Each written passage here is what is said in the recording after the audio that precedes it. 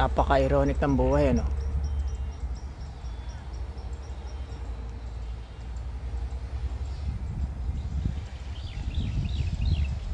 Dalawa lang ang pagpipilian mo sa buhay. Unahin mo yung pera pero wala kang kalayaan, o meron kang kalayaan pero wala kang pera. Yun nga lang ang pinili ko, yung isa.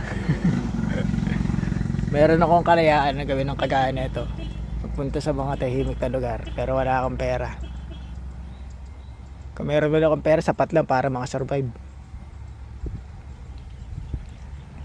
Pero pong pamilya ko, pati mga yan ba kong kakilala, puro pera ang inunan nila, pero ang kapalit nun, wala silang kalayaan. Pati yung pamilya nila, watak-watak. Kaya hindi mo malaman kung ano ba talaga ang importante sa mga tao, eh. Masyadong marami, komplikadong pag-iisip na meron ng mga tao kumpara mo sa ibang mga hayop. Kagaya ng isda. Isda, tingnan mo, ang dami nila, magkakasama sila. Isang grupo sila. Wala silang kahit anong iba pang iniisip kundi yung makasurvive. Nabubuhay sila sa nature. Samantala yung mga tao, napakadamit, napaka-komplikado ng kanilang mga pinagagawa. Walang kontento. Speaking of walang kontento, ginawasak nila yung mga kabundukan para sa pangsarili nila. Kaya wala, nakakalungkot. Yung mga susunod na henerasyon, hindi na nila mararanasan yung mga naranasan namin nung bata kami, pati nung mga magulang namin.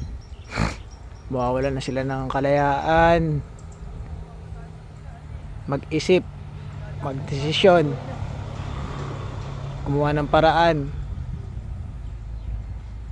Lahat halos ng kanilang mga kalayaan balang araw mawawala na sa kanila. Lalo na kapag dumating na yung panahon na hindi inaasahan ng ibang tao dyan. Yung mga taong mapababo ang pananaw. Yung mga tao sinasabayan ako ng siraulo ako.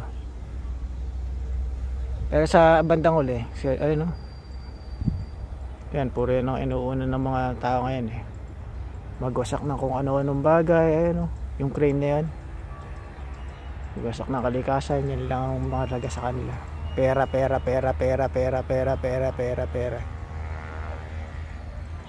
Walang prinsipyo, walang respeto, walang pagmamahal sa kahit ano, kundi sa pera, sa kapangyarihan, mga makasarili. Which is nakakalungkot yun ang naging priority ng pamilya ko, ng mga kakilala ko. Wala. Itchapwera yung mga kagaya kong gusto lang ng tahimik at kalayaan sa buhay. Kung mayroong matumupad ng mga pinagsasasabi ng mga pamilya ko na gusto lang nila ng tahimik at payapang buhay at hindi nila pinangarap maging mayaman, ako yun, tumupad nun. Kasi sila, hindi naman nila ginawa yun, eh. Dumami nga pera nila, pero at what price? At what cost? Ano pinagpalit nila? Binasak nila pamilya namin. Gusto nila kanya-kanya. Bumalik ako para ayusin, pero pag may nakita ako mali, ayaw nila. Kapag pag napuno ka na, gusto nila umalis ka na lang. Samantalang wala silang alam kung bakit ka nagkaganon, ba't ka nagalit, bakit mo ginawa yung mga bagay-bagay. Sarili na lang nilang mga pananaw sa buhay at mga opinion ng mahalaga. Hindi nila pinapakinggan ng ibang tao dahil akala nila mas matalino sila sa'yo, mas marami silang alam sa'yo, mas importante sila sa'yo, which is nakakalungkot. Halos lahat ng mga tao ngayon ganun ang pananaw sa buhay. Mas mabuti pa kayong mga simpleng tao, eh.